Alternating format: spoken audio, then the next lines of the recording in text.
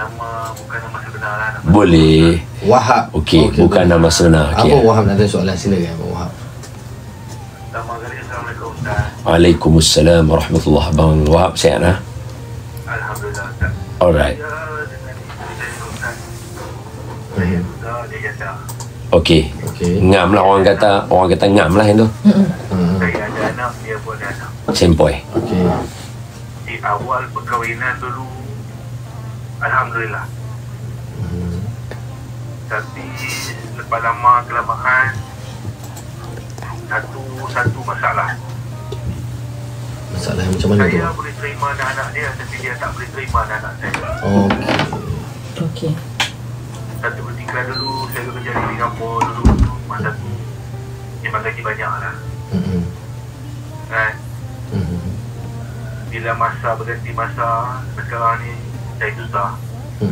Memang saya kerja sebagai driver, kira cukup-cukup pakai je lah. Okey. Saya dah apa dah sekarang Ustaz.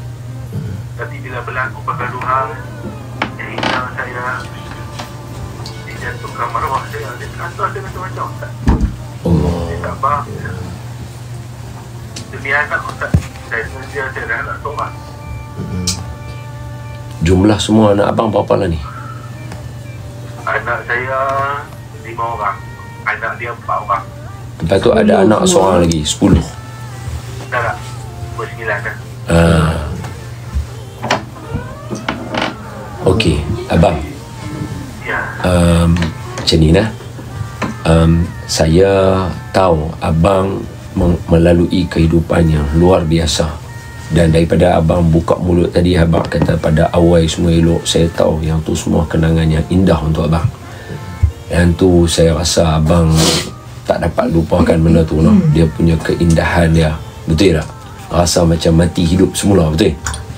Untuk pengetahuan Ustaz, kami dah beberapa kali, kami bukan bercerai, cuma kami berpisah. Duduk tak sebumbung orang kata.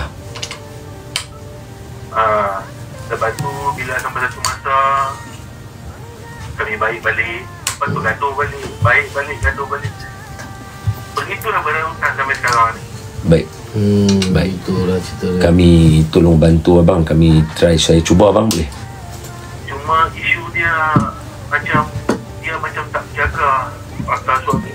Dia saya suap beranak, saya suap menyurat saya, semua dia buat kan. Allah Akbar. Jadi saya marah. Dia tu pasal apa hang buat?